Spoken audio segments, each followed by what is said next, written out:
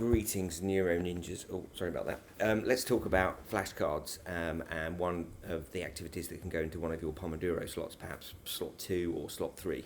So flashcards are really helpful because they help build memory structures in our brains.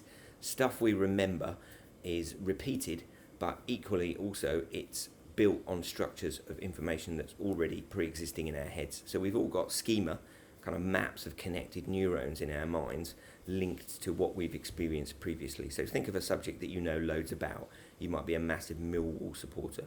I mean, you might be. You may not be, but you might be.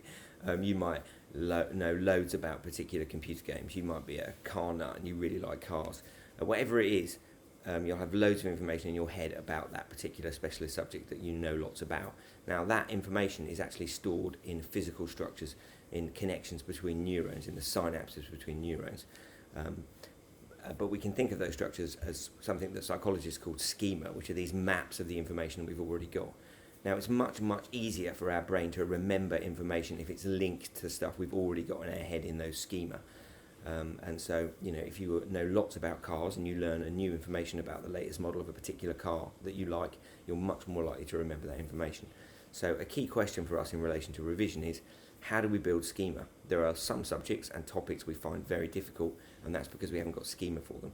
One of the best ways to build schema is to write flashcards. Just 5 flashcards linked to topic words in the subject that you're struggling with. Just writing those flashcards and reading them every day will begin to build that schema, and we'll explore in another video exactly how a flashcard system works.